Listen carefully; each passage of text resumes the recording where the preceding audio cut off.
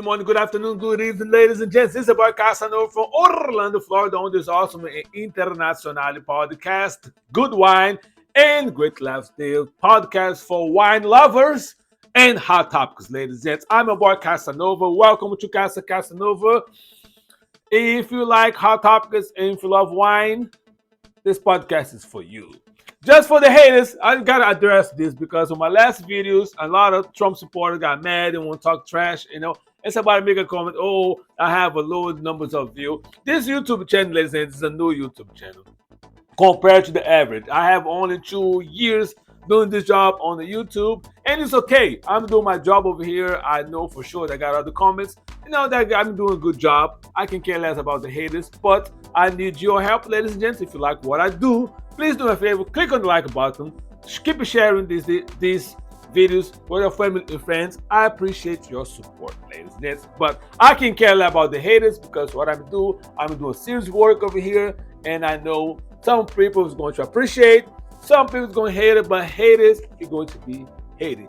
And haters are my motivation. The more you hate, the more I'm going to do my work to make sure that the world and the people get the facts and correct information. That's it. But if you part of the cult, you're definitely not going to like what I do. All right, ladies and gentlemen. Today started in November the 9th, 2024, and the weather here in Orlando is going to be with intervals of clouds and sunshine. Highs of 83 and lows of 71, ladies and gents. But before I start talking about the topic of the day for season 9, episode 15, I'm going to talk about the wine of the day. And the name already says everything. It is the Freak Show, ladies and gents. I may finish the whole bottle today because I have a lot on my mind. I got some videos I'm going to play and going to discuss. I'm going to start with the concessional speech of the Vice President Kamala Harris. My respect. Thank you for everything you have done, ma'am. And then that's all the videos that I'm going to play along. I made a couple of videos, may have some cussing because some people are mad. They are cussing. And then there's going to be a little bit explicit than normally. But I hope you get the point of things that are about to come. That a lot of people thought that's going to be an easy ride. And you think it's going to have more money in your pocket.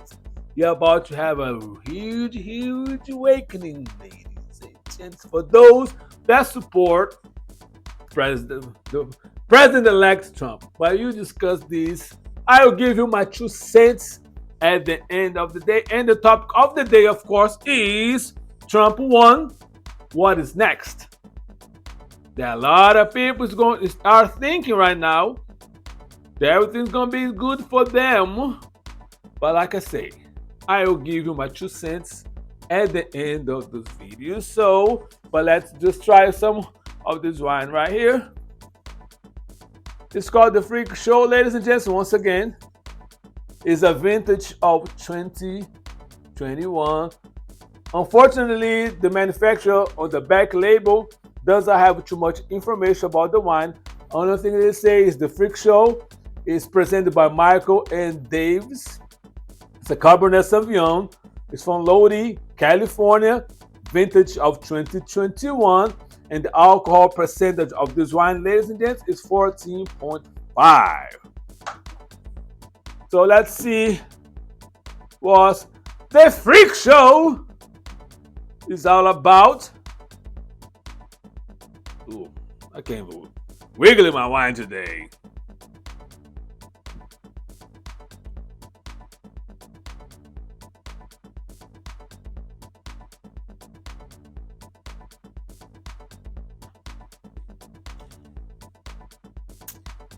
All right, ladies and gents, I drink a lot of different types of cabs, and the majority of the cabs, I don't like it.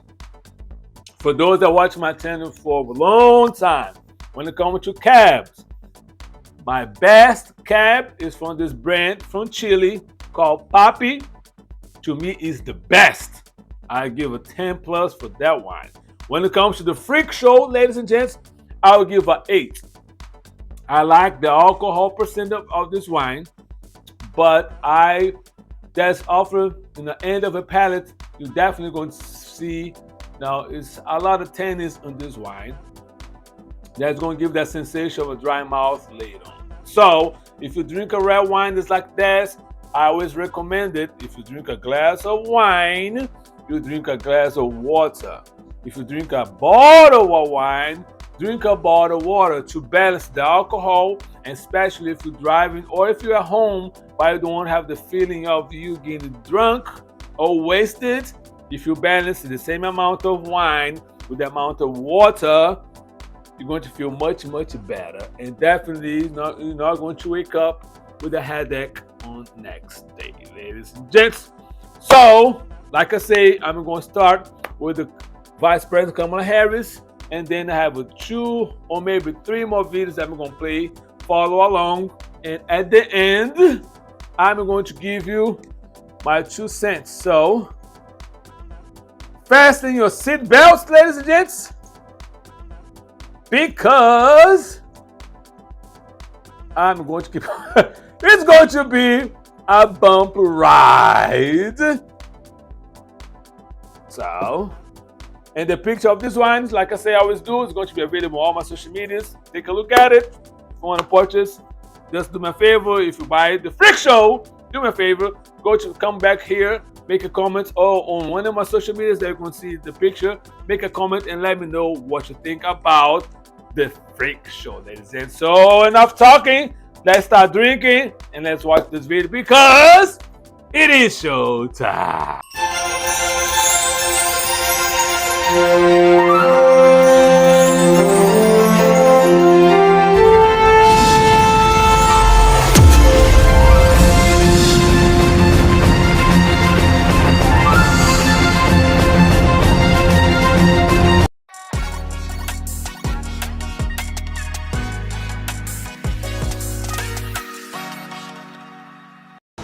Please welcome the Vice President of the United States, Kamala Harris.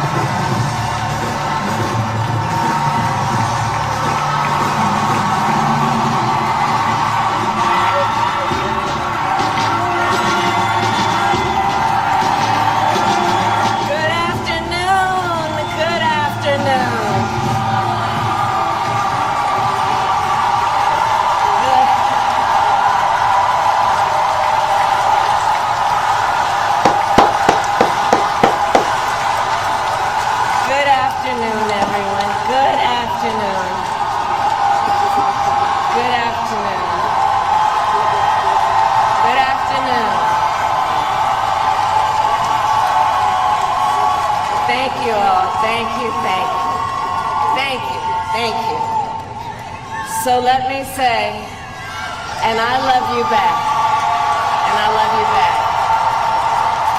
So let me say, my heart is full today. My heart is full today, full of gratitude for the trust you have placed in me, full of love for our country, and full of resolve.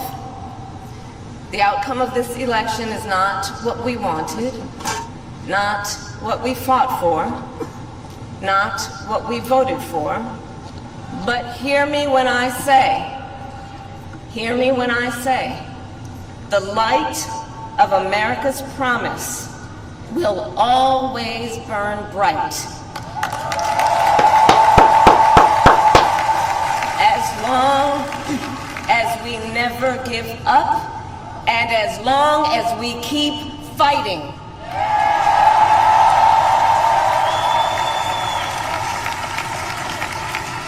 To my beloved Doug and our family, I love you so very much. To President Biden and Dr. Biden, thank you for your faith and support. To Governor Walz and the Walz family, I know your service to our nation will continue. And to my extraordinary team, to the volunteers who gave so much of themselves, to the poll workers and the local election officials, I thank you all. Look, I am so proud of the race we ran, and the way we ran it, over the 107 days of this campaign, we have been intentional about building community and building coalitions, bringing people together from every walk of life and background, united by love of country with enthusiasm and joy in our fight for America's future.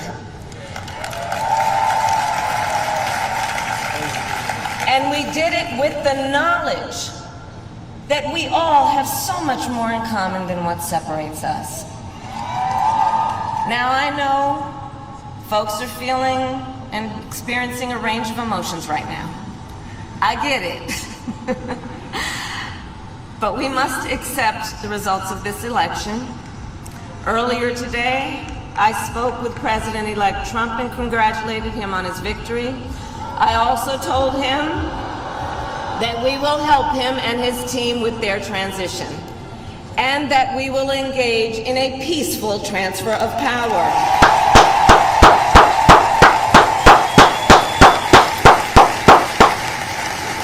A fundamental principle of American democracy is that when we lose an election, we accept the results. That principle, as much as any other, distinguishes democracy from monarchy or tyranny. And anyone who seeks the public trust must honor it. At the same time, in our nation, we owe loyalty not to a president or a party, but to the Constitution of the United States.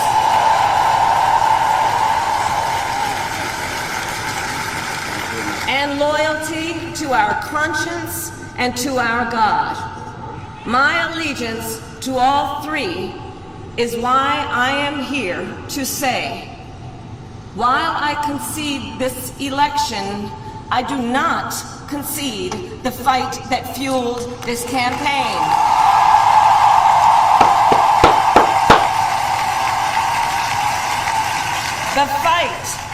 The fight for freedom, for opportunity, for fairness, and the dignity of all people. A fight for the ideals at the heart of our nation, the ideals that reflect America at our best. That is a fight I will never give up.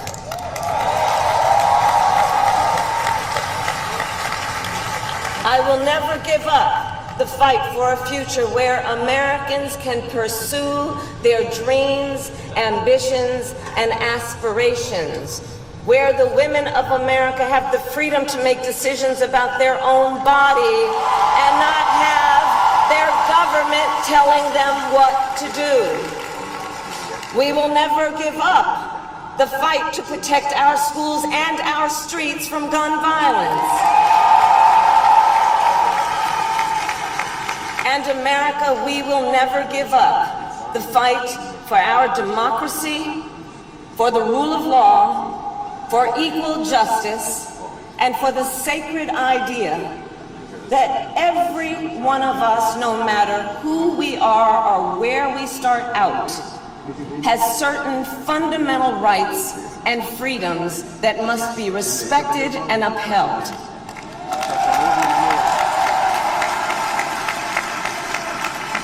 And we will continue to wage this fight in the voting booth, in the courts, and in the public square. And we will also wage it in quieter ways, in how we live our lives, by treating one another with kindness and respect, by looking in the face of a stranger and seeing a neighbor, by always using our strength to lift people up, to fight for the dignity that all people deserve. The fight for our freedom will take hard work, but like I always say, we like hard work. Hard work is good work. Hard work can be joyful work. And the fight for our country is always worth it. It is always worth it.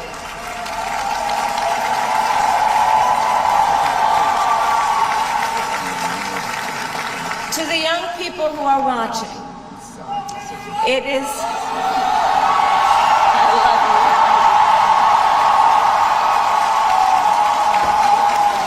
you. To the young people who are watching, it is okay to feel sad and disappointed, but please know it's going to be okay. On the campaign, I would often say, when we fight, we win. But here's the thing. Sometimes the fight takes a while. That doesn't mean we won't win. That doesn't mean we won't win. The important thing is don't ever give up. Don't ever give up. Don't ever stop trying to make the world a better place. You have power. You have power. And don't you ever listen when anyone tells you something is impossible because it has never been done before.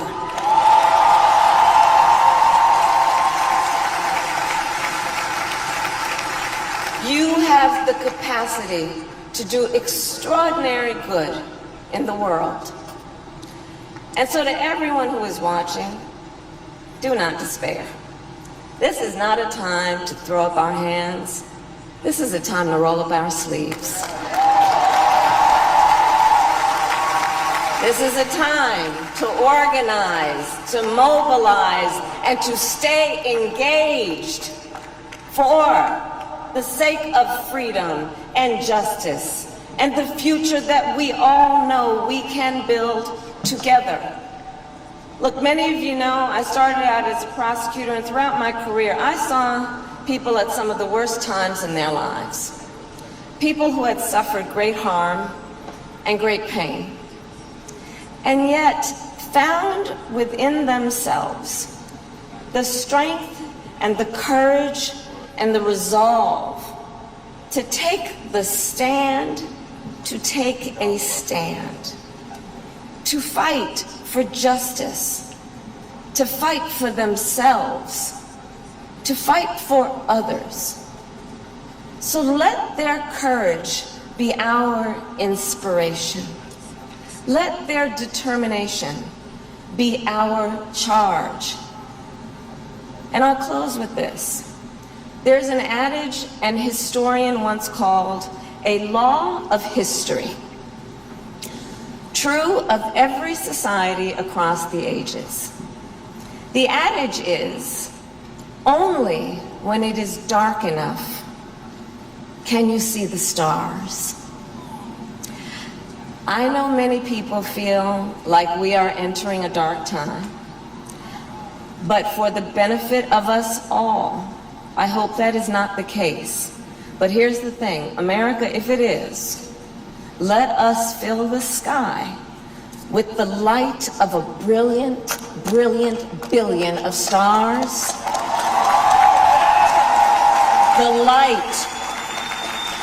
light of optimism, of faith, of truth, and service.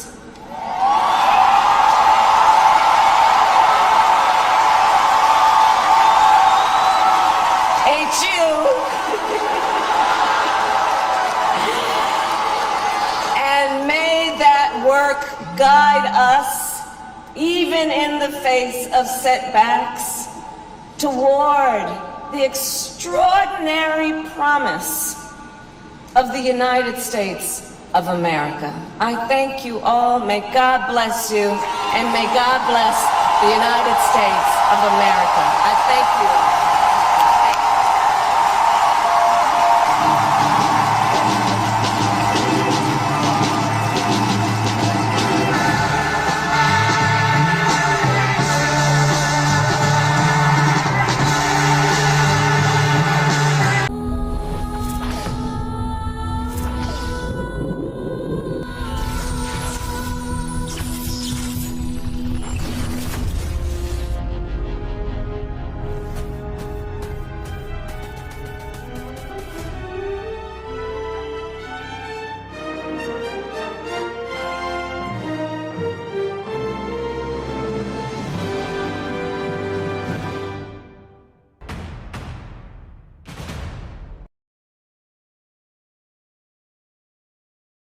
for peace in the presidency. I'm Amy Goodman in New York, joined by Democracy Now!'s Juan Gonzalez in Chicago. Hi, Juan. Hi, Amy, and welcome to all of our listeners and viewers across the country and around the world. Well, Donald Trump is headed back to the White House 4 years after attempting a coup to stay in power. In a resounding victory over Vice President Kamala Harris, Trump is projected to have secured at least 277 electoral votes, surpassing the 270 needed to win the presidency. It appears he may also win the popular vote, which he lost twice before. Republicans have also regained control of the Senate, but the House is still up for grabs. The presidential race was called for Trump after he won the critical swing states of Wisconsin, Georgia, North Carolina, and Pennsylvania. Trump's also in the lead in Michigan, Nevada, and Arizona as we broadcast. Trump's the first convicted felon, and at 78, the oldest candidate ever elected president.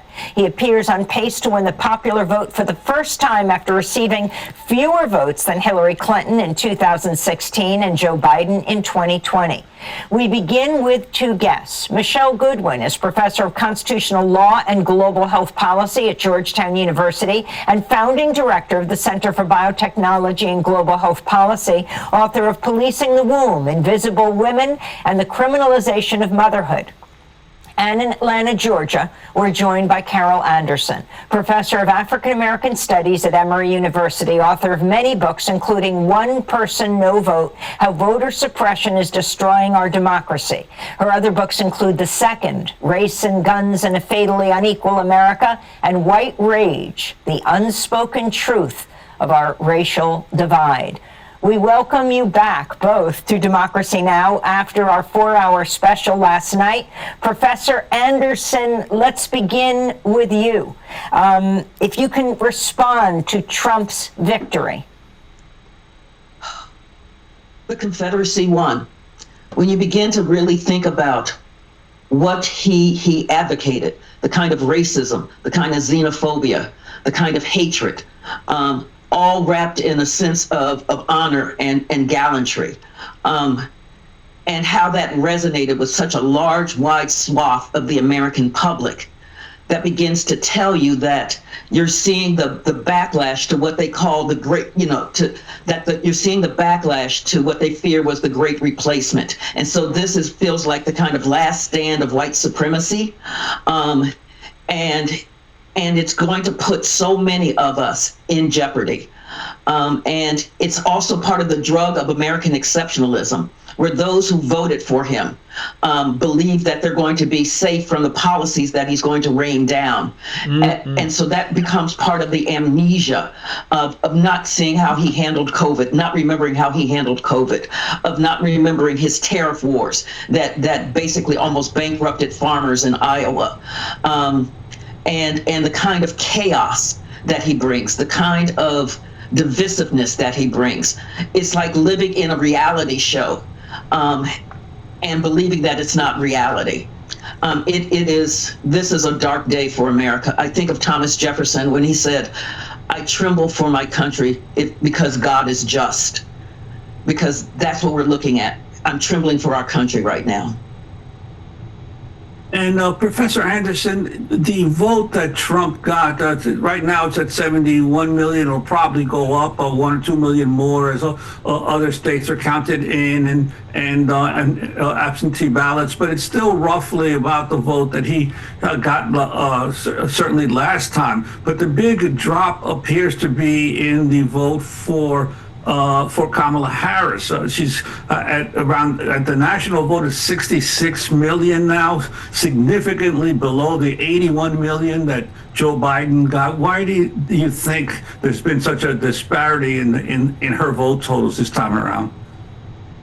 I think part of what we're looking at, because she was explicit about policies, and so the language that she just needs to explain her policies is hokum. It's that. We're looking at the misogyny and the racism and the fear of what it meant to have a Black Asian woman who's married to a Jewish man sitting in the White House. That this was not the kind of vision of America that large swath that voted for Trump believe is America. It is the fear of what a multicultural, multiracial, multilingual, diverse America could mean. It means, and so you're seeing the backlash to her very being. It's a sad day for America. It's a sad day because there was a really explicit about the horrors of Project 2025 and what that meant for Social Security, what that meant for Medicare, what that meant for education, what that meant for equity.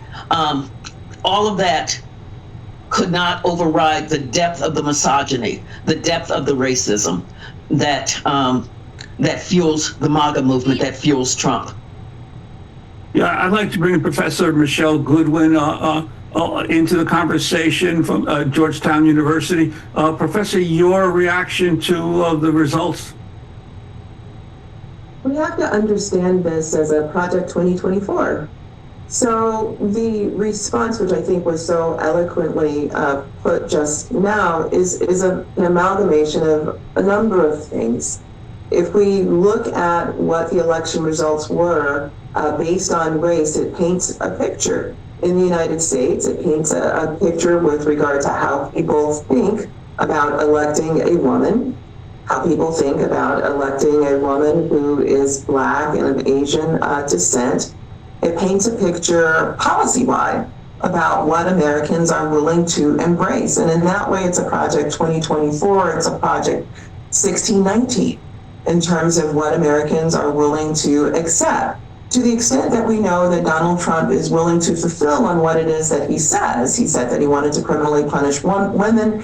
He said in 2016, 2015, he said that he wanted to overturn Roe v. Wade and Planned Parenthood v. Casey.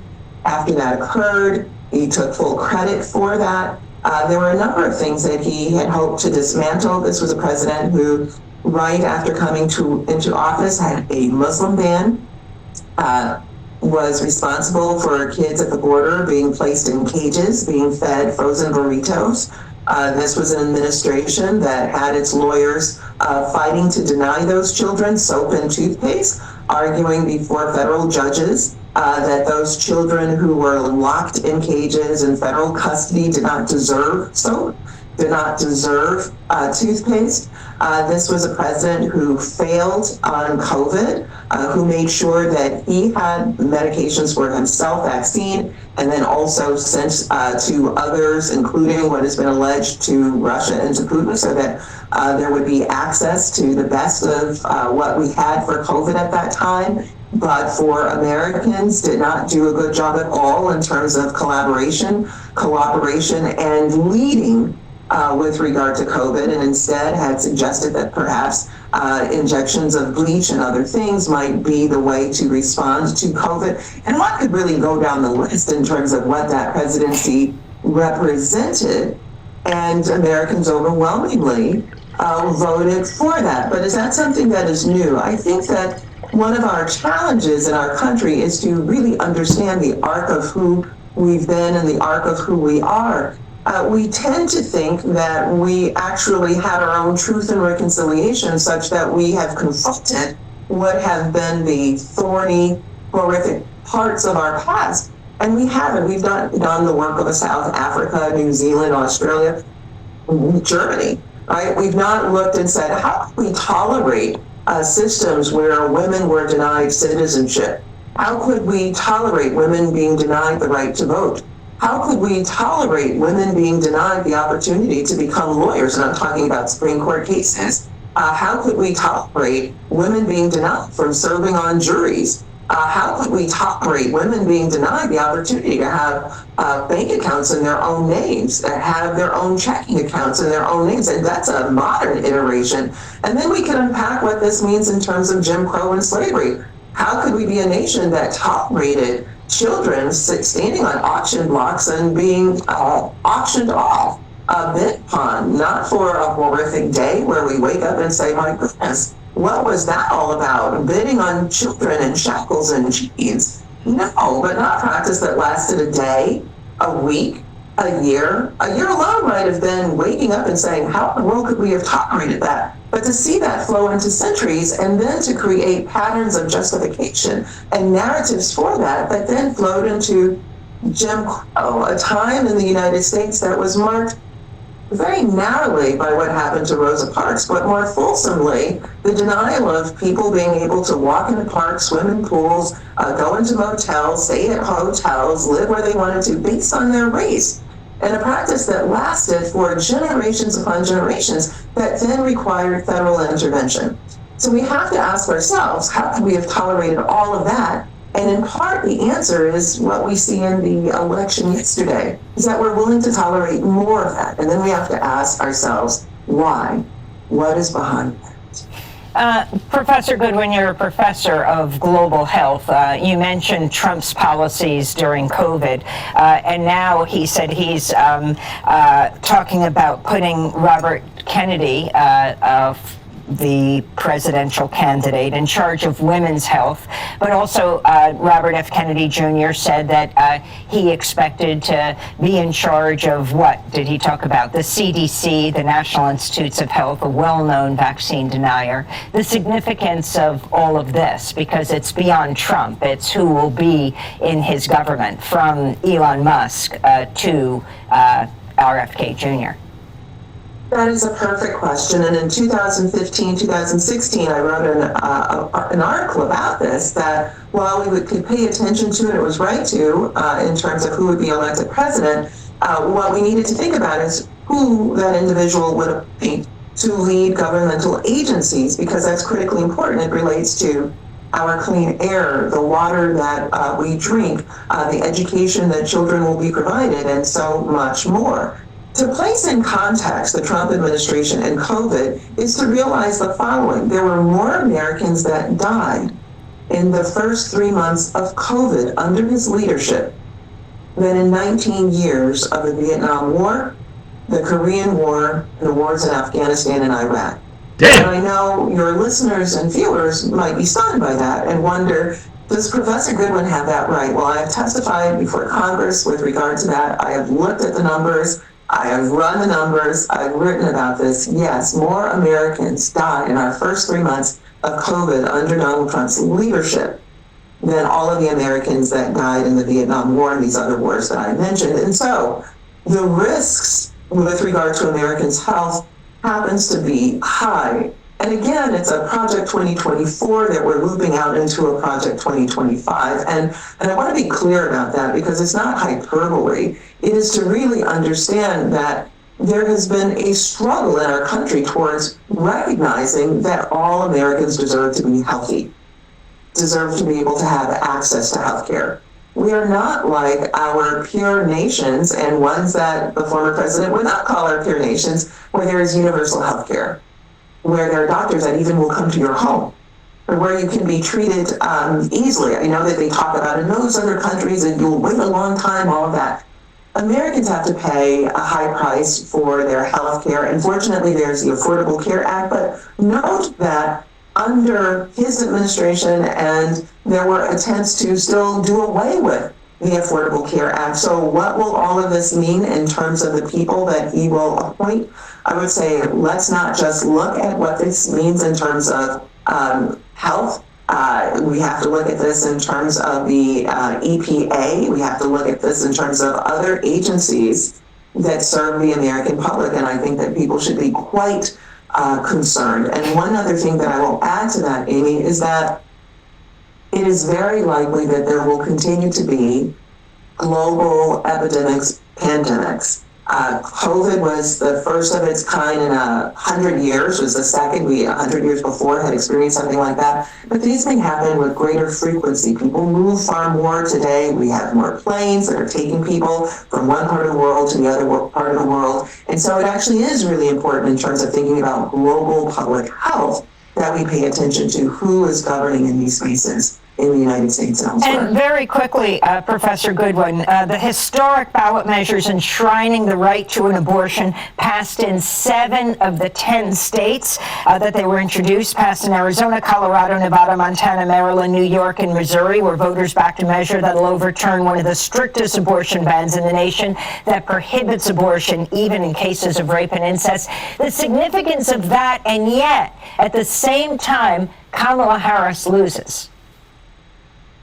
Well, again, if we parse this out, what we can see is that white women overwhelmingly voted for the former president, but yet also voted for the constitutional protection or statewide protections of abortion rights in their state. So they were able to parse these issues out, even though Donald Trump is, articulated wanting to criminally punish women and wanting to, and has appointed federal judges and justices on the lower courts as well as the Supreme Court in order to make it very difficult to access reproductive health care, yet they could parse their vote. And it's not just them, it's men too. And I want to make one clarification too. In Florida, it's being articulated that women in Florida rejected the ballot initiative there. No, overwhelmingly, the majority of people in that state voted for that initiative, except it was required that there be at least 60%. And what we know is that it's been over 57, 58% that voted for the initiative. So it failed by a small percentage, but it's worth noting that that was a requirement that meant more than a majority had to vote in support of that initiative. I want to thank you both for being with us. There's so much more to talk about, and we've also extended this broadcast to 2 hours for those stations who are taking it. We have been speaking with Michelle Goodwin, who is a professor of constitutional law and global health policy at Georgetown University, founding director of the Center for Biotechnology and Global Health Policy. And we want to thank Professor Carol Anderson, professor of African American Studies at Emory University, speaking to us from Atlanta, Georgia. Atlanta, Georgia, that President Trump has won the state of Georgia.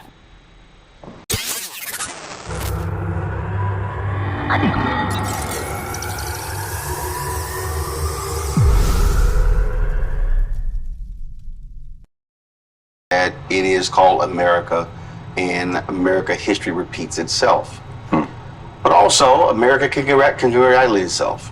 America has decided to align with other nations in electing far-right, crazed, deranged leaders. And what you have to understand is that, and I'm going to keep saying, is that this is white fear. This is absolute fear of the future changing of this country. The Constitution, Declaration of Independence, that wasn't democracy. Black men couldn't vote. Men of means couldn't vote. Women couldn't vote. Black folks couldn't vote. I mean, if you were not a white man who owned land, you couldn't vote. So there's been a constant effort to change this country, to change its values.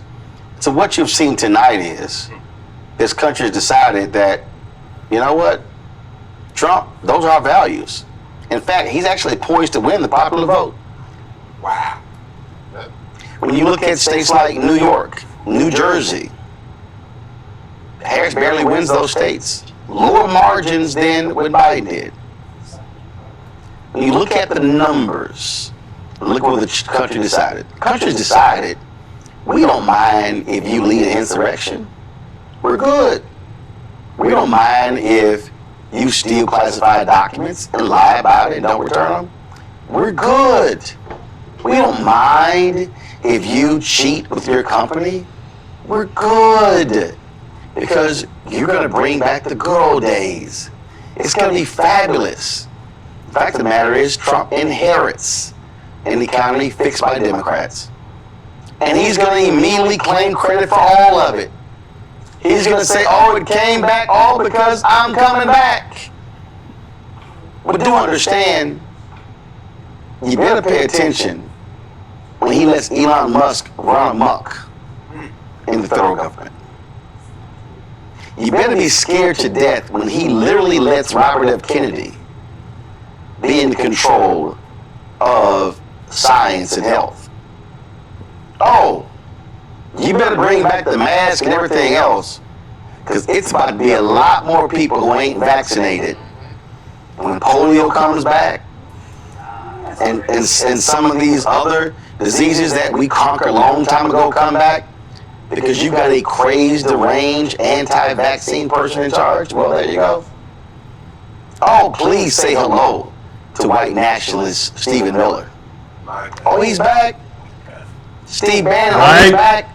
And do understand, all of the same people you had before who served as guardrails, they are gone. There. You truly going to have a cabinet and administration of zealots, of individuals who have no business holding on to power.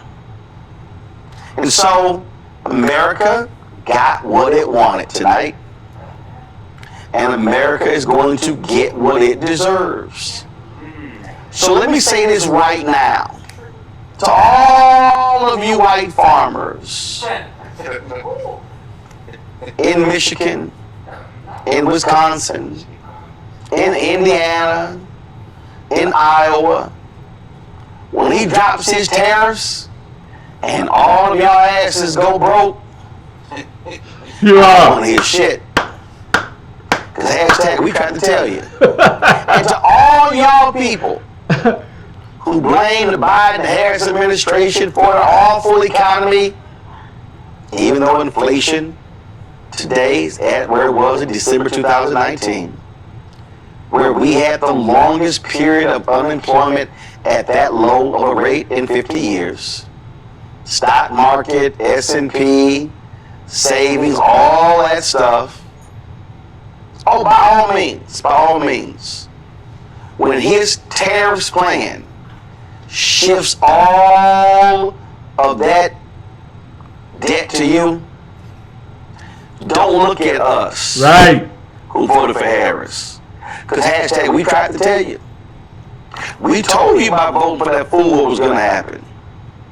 So your health is going to be compromised. Your pocketbook's going to be compromised. Oh, by the way, when your ass start choking and your water tastes like crap, don't come holler at us, because he is going to decimate the EPA.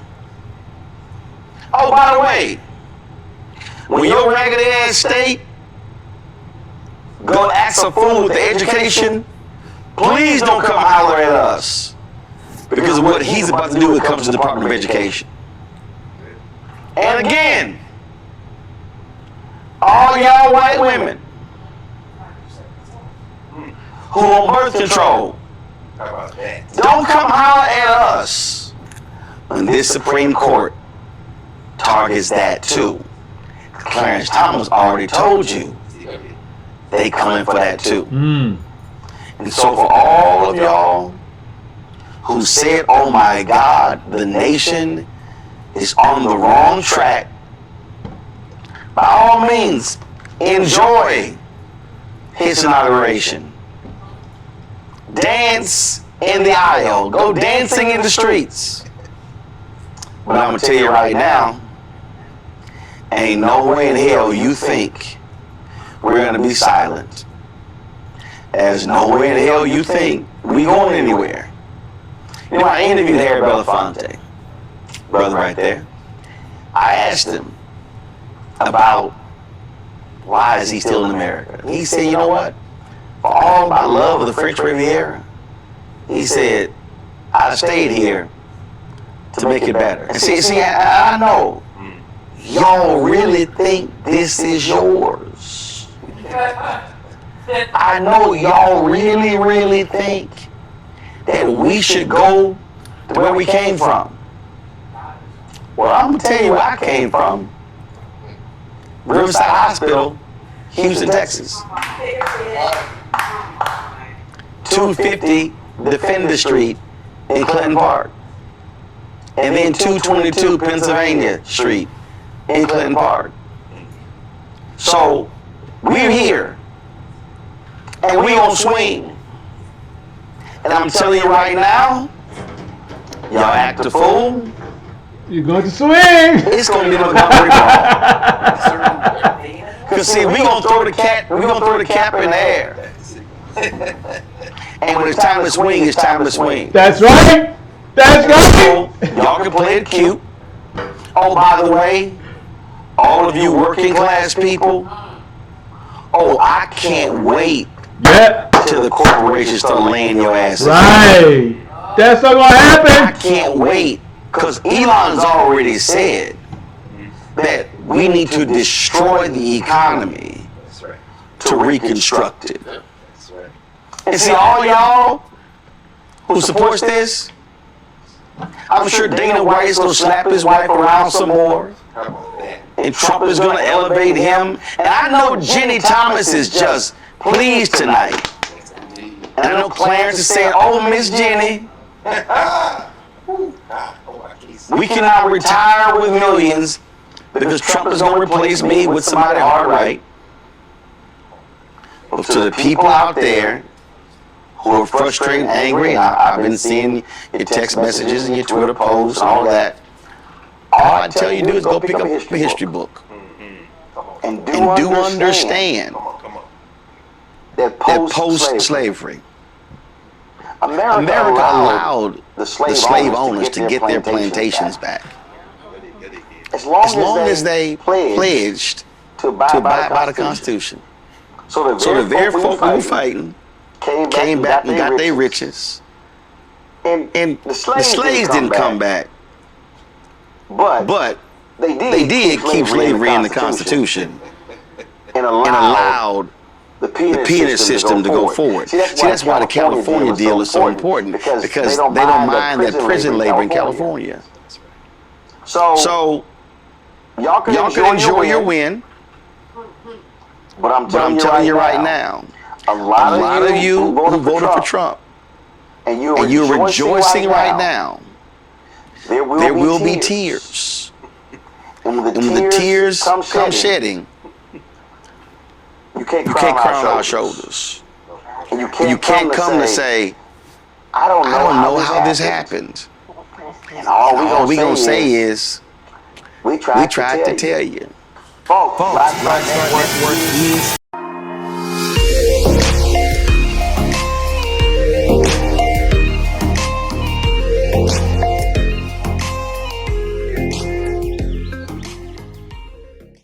Folks, we've talked a lot on this show about Project 2025 and its implications for African Americans. Well, the folks at the Philadelphia Tribune, one of the oldest black newspapers in the country, dropped this front page article, and it caught my eye, and I wanted to be sure for us to actually, no, guys, I need the full front page. I need you to show the full front page.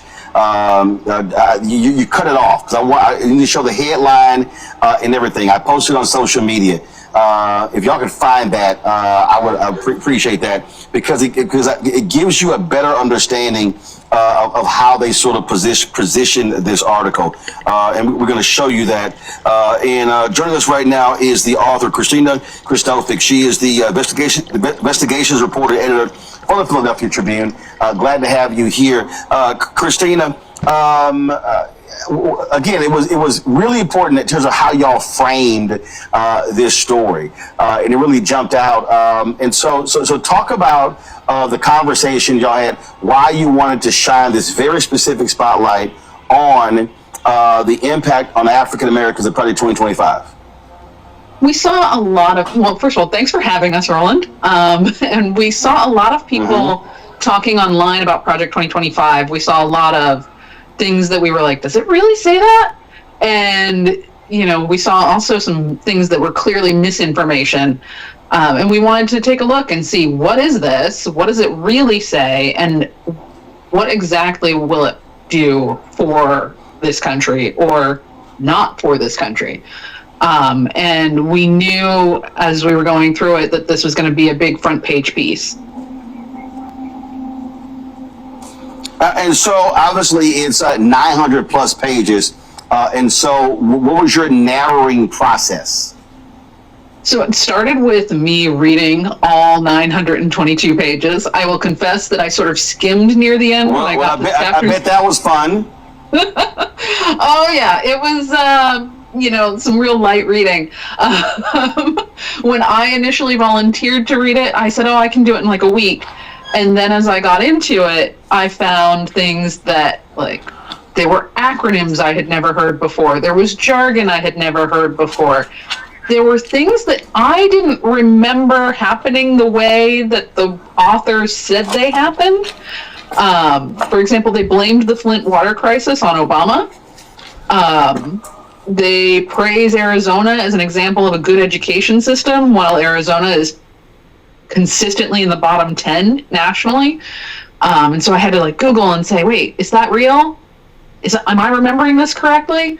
But I got through it, decoded it, and then I spoke with a bunch of Black leaders in and around Philadelphia about what stood out to them in Project 2025.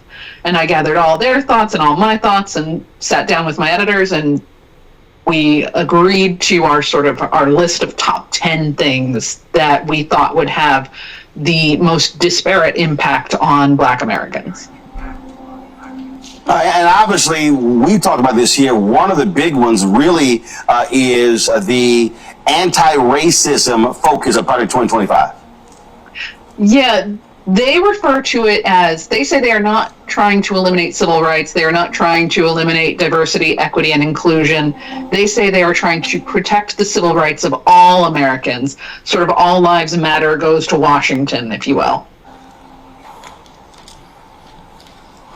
But what that deals with, though, is it has real implications in terms of ending programs and shifting resources to fight this anti-white racism. They want to eliminate every staff position in the federal government related to diversity, equity, and inclusion.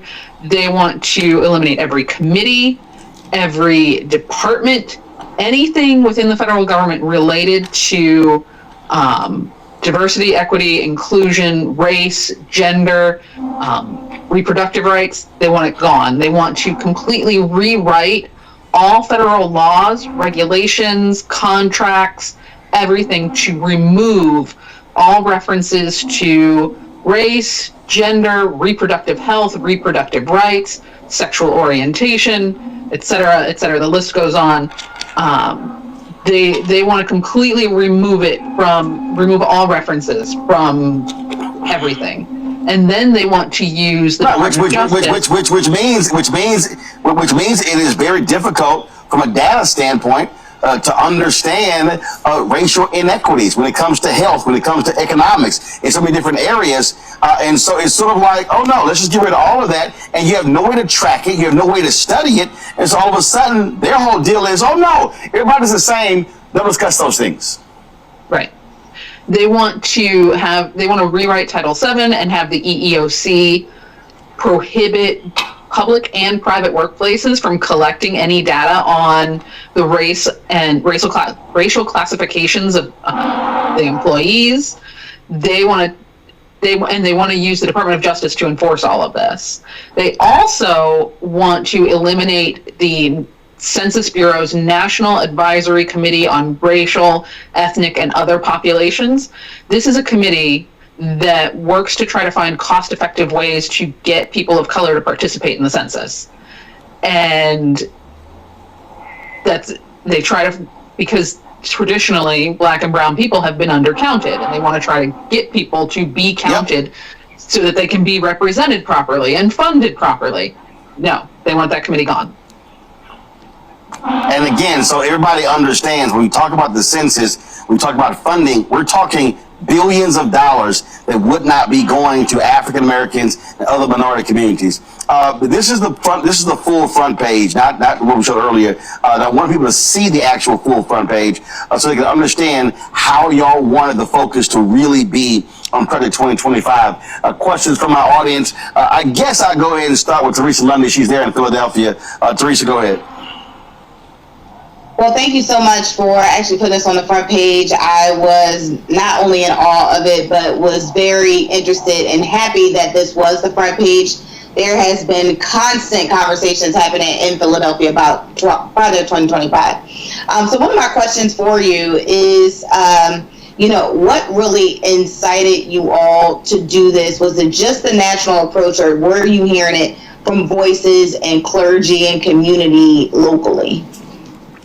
It was that. It was the national angle. It was hearing it from people we knew on social media, people we knew, out drinking or at the coffee shop. Also, I wanted to argue with some of my friends about it. So it was a mix of factors. It felt like it was such an important part of the global conversation that we had to participate. Great. Kevin. Christina, thank you so much.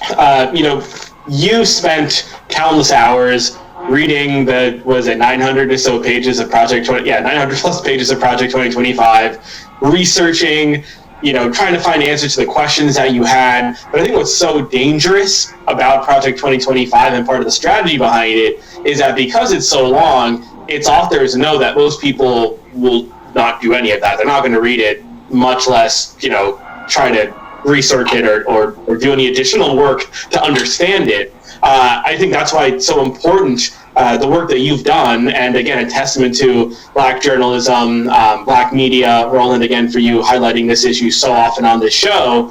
I guess one question that I have for you, Christina, when I talk about Project 2025 to those around me, even people who might be voting for Kamala Harris, sometimes there's this skepticism that Donald Trump will actually try to or be able to execute or implement the policies that are in Project 2025. Are there strategies, I guess, as a journalist that you've sought to employ, to convince your readers to, I guess, really not underestimate, I guess, the implications of some of the things that you write about, in this case, Project 2025? So thanks for that question. One of the first things that we address in the article is, the Heritage Foundation produces this document. They call it Mandate for Leadership, and they produce it every presidential election cycle. And Republicans look to this thing every time they take office. And the Heritage Foundation claims that Ronald Reagan enacted 60% of their recommendations before the end of his presidency. And they also claim that Donald Trump enacted 2/3 of their recommendations before the end of his first year in office. Wow. And so I think when you say that and when you share that with people, that makes it more real. Otherwise it's kind of easy to dismiss it as this is some fantasies from the Heritage Foundation, or Donald Trump didn't really write this, it's not his. But he might not have written it, but he definitely used a previous edition as his sort of playbook for his presidency. Thank you. Well, look, first of all, we have the history. He followed the Federalist Society, everything they wanted to do. There's no doubt in my mind he's going to do whatever Project 2025 lays out, because that's his people. And in fact, at his rally today, who did he have introducing him there? The author of Project 2025, Rebecca. So my question for you is, so what's next? Are you all going to take, I guess, the research that you've done? Are you going to animate it? Are you going to put it into different forms? How do you really inject this into popular culture and digestible pieces for people to really understand what's going on? Because my thought, I'm thinking about the rollout, with the 1619 project. Even regardless of what happens on November 5th, there still needs to be some type of public awareness, because the idea of some of the things that are in Project 2025, there needs to be public education around it so people understand the need to reject it and what the underlying pinning underneath the type of agenda that would push Project 2025. Do you all have plans to do something along those lines? We're currently working on some plans. This is part of it, appearing here on Roland Martin Unfiltered. Next week, I'm going to appear in a panel discussion with Omar Sabir from the Philadelphia City Commissioners, and 2 college professors to talk about Project 2025 and how it could affect Black Americans. We're also working on some social campaigns around Project 2025 and our reporting. I can't go into too much detail about that because it's still cooking, but we're hoping to raise awareness everywhere we can. All right, then. Well, Christina, we certainly appreciate it. Thanks a lot. Thank you. Have a great night. Bye.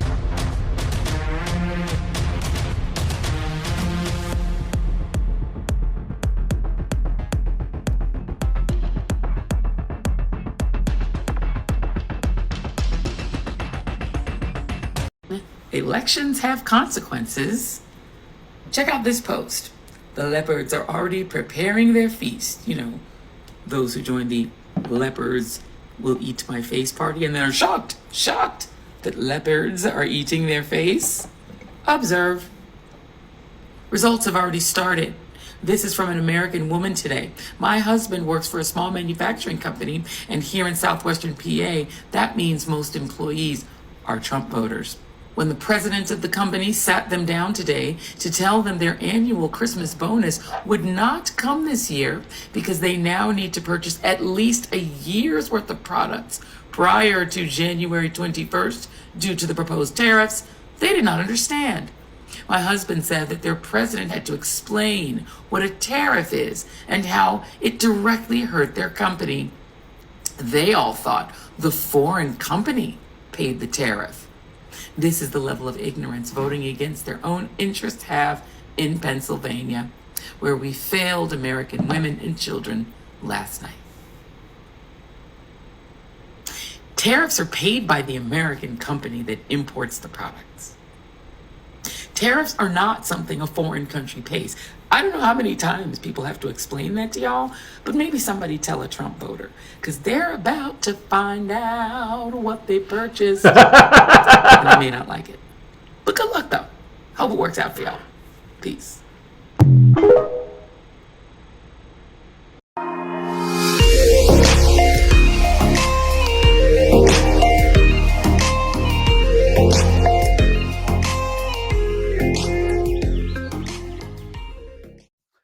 And ladies and gents, are you here at West?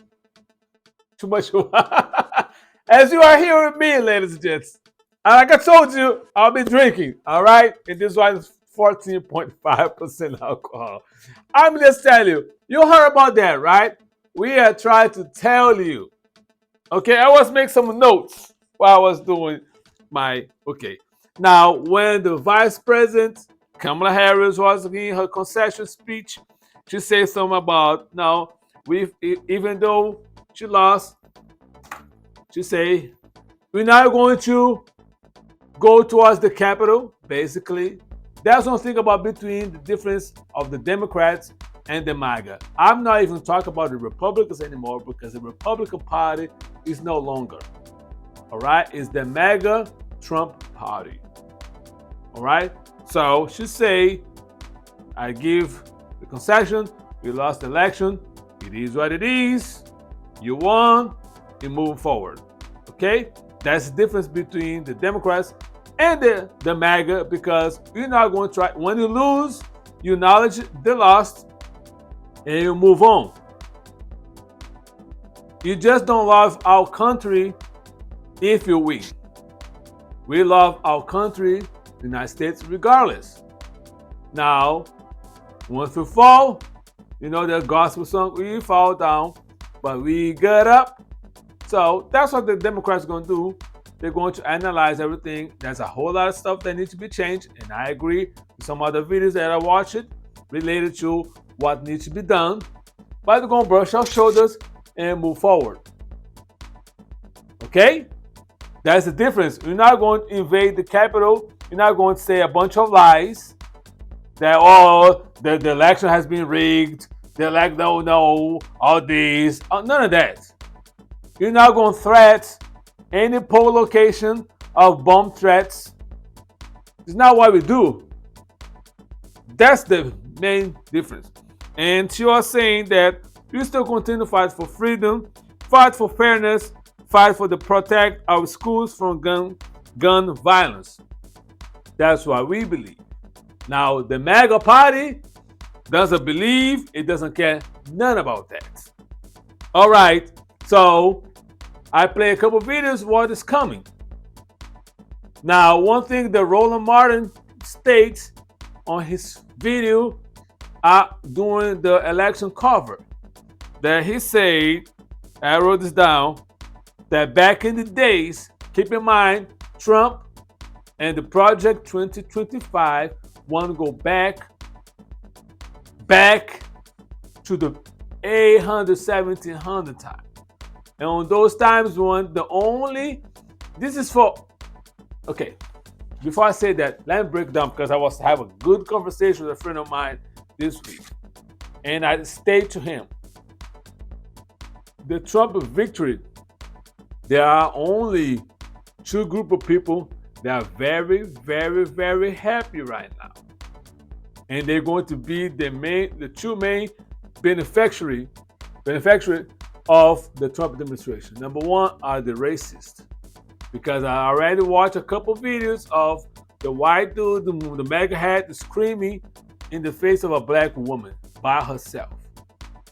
That's report. Look at your TikTok, look at your other social medias. You're already going to see that all the racists are coming out of the closet big time, more than they came out when Trump won for the first time. Okay, ladies and gents, they are deep because Trump is our guy, and I know, trust, believe me, there's going to be a lot of racist people apply for the police department because Trump said before, when he was president and he during his campaign, that he wanted to give a full immunity for police officers. Right now, if a white man, a racist white man, fight with a black person or a minority person, and somebody got injured, a lawsuit's going to happen, and more likely he's going to jail. If he becomes a police officer, now he has immunity. So that means he can do whatever the fuck he want to do, and he's not going to have no prosecution under the Trump administration.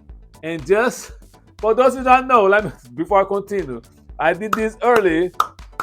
You guys, Americans probably do not understand.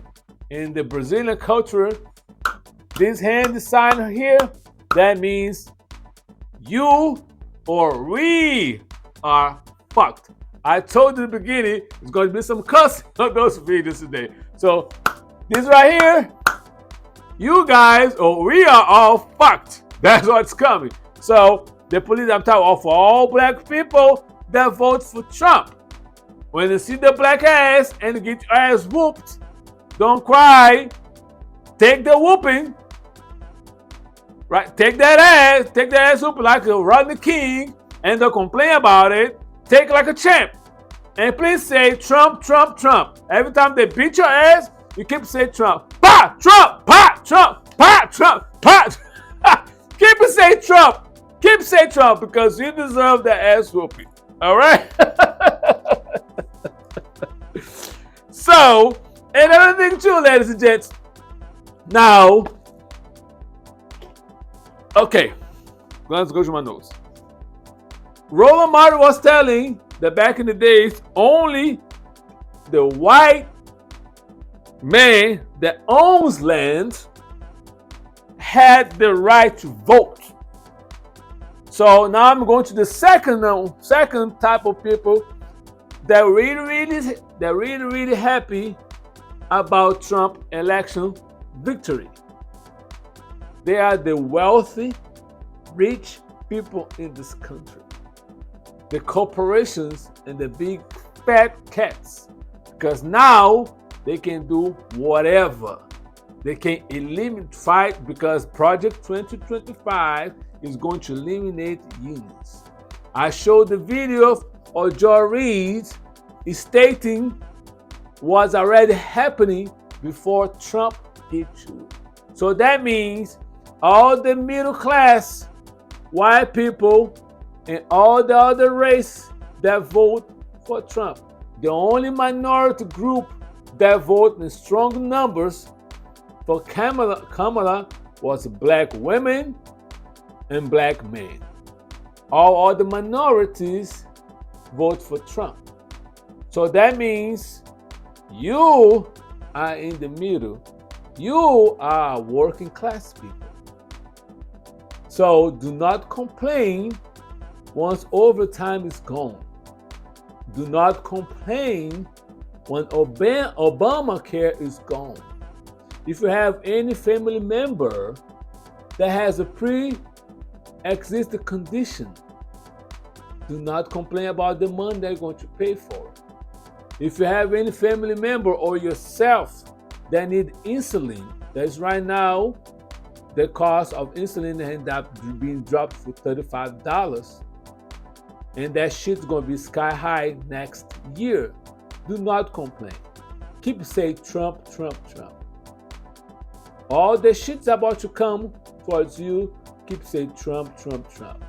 Medicare, gone. Trump, Trump, Trump. Any other benefits, if you depend on food stamp or any other welfare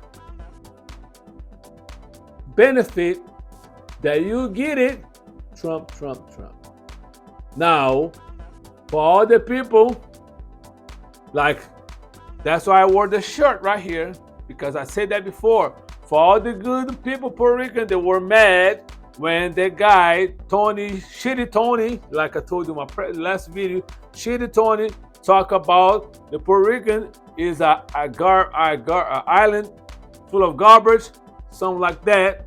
And those that got rage and did the right thing and vote for Kamala, I applaud you.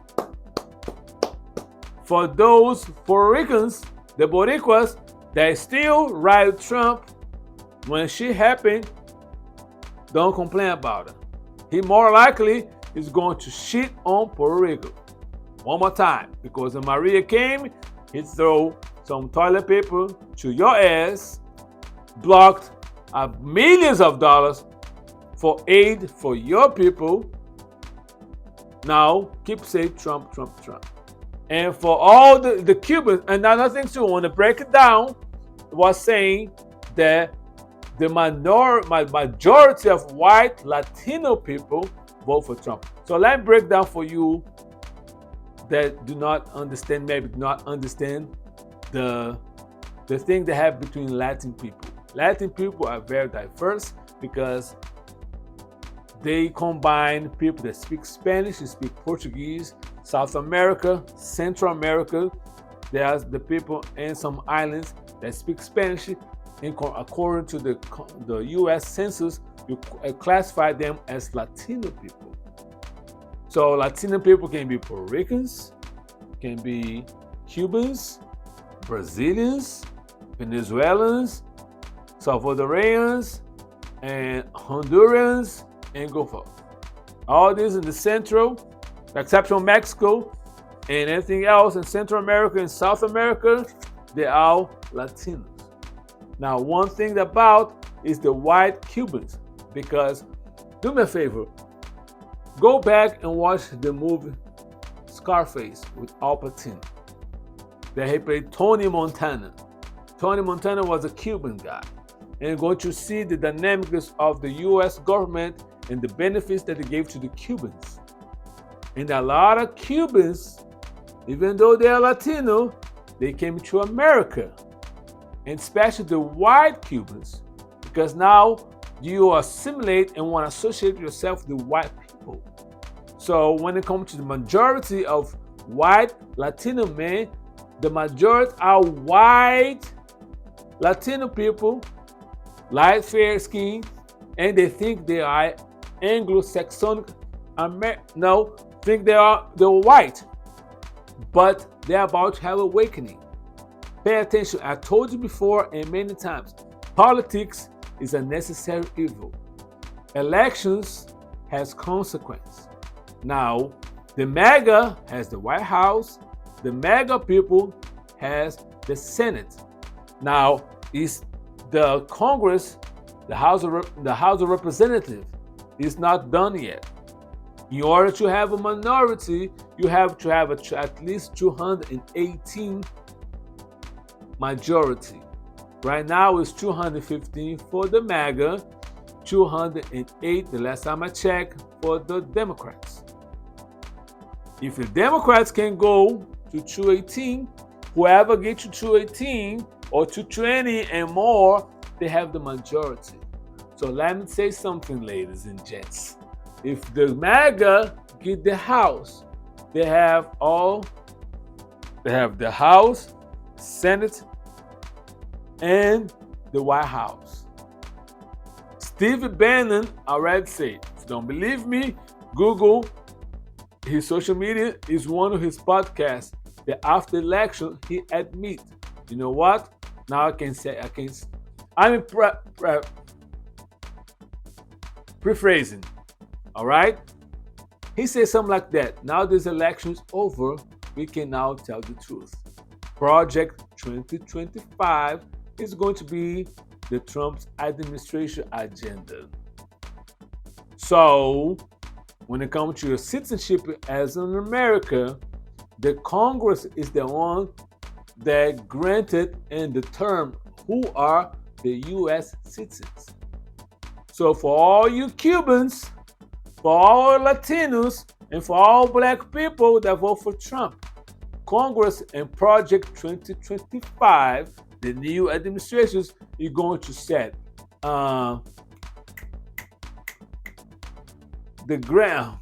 Senator Graham, Lindsey Graham from North Carolina.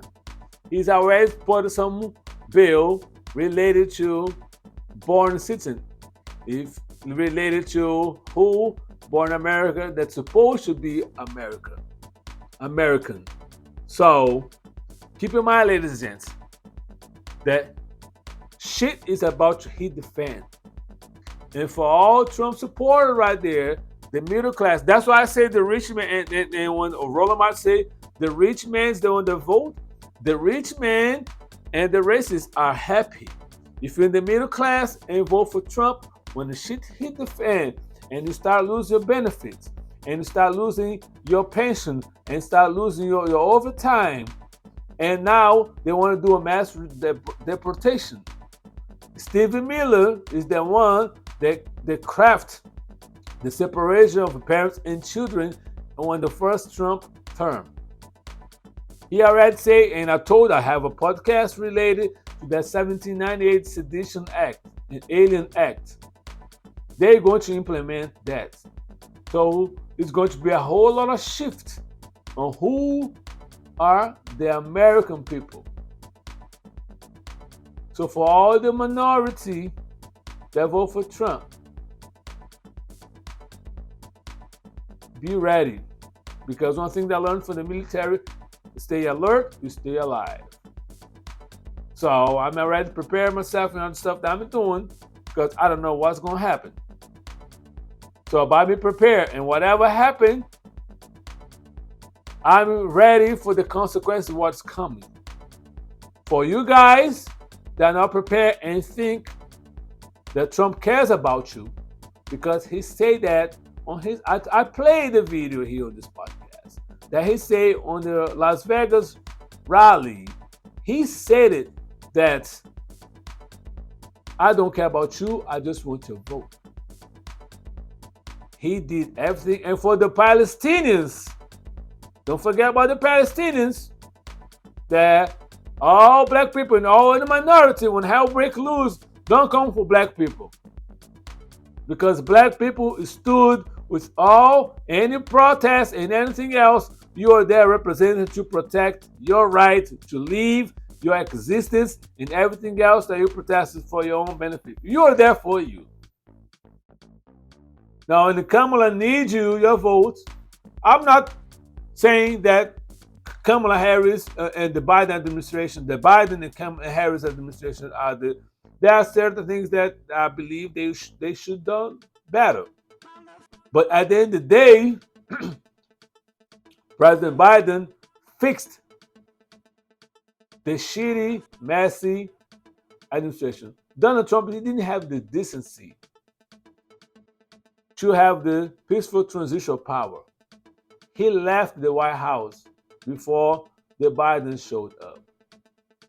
But I know one thing, the Biden's going to be there to greet him just like Obama did, to greet them when they came to the White House. But ladies and gents, like I say, election has consequences. So, like I say, and it's going to be other videos, you Trump supporters, there's a middle class, that's poor, they live in the poor states or live in a trailer park. Or I saw a video of this black girl on TikTok saying that, oh, Trump won, where's my steamy money? You think you're going to get extra money from Trump? You're going to get the dick! So right now, go to Walmart, go to CVS, get as many lube as you can, and be prepared to be in the P. Diddy's party with a bunch of baby oil, because the fuckery and the African dicks gonna come left, right, south. Believe me, honey. Believe me. The shit's about to hit the fan, and I want to see nobody crying. You dig the hole? Now jump on it. So, ladies and gents, this is my whole dollar. Not even 2 cents. It's a whole dollar about this whole situation. So please be safe, be blessed, and please be safe, be kind, and be blessed, and do the best of what you can do with what you got. If you like this video, please click on the like button, subscribe to the YouTube channel, share this video with everybody that you know. I appreciate your support. Salute.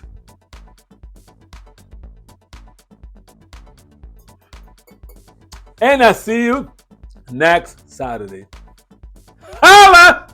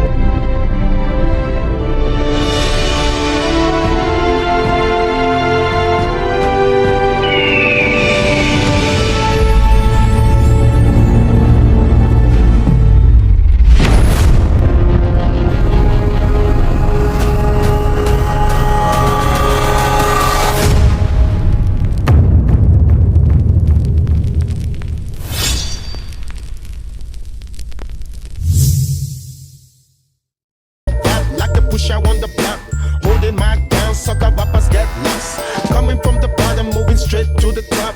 Coming with the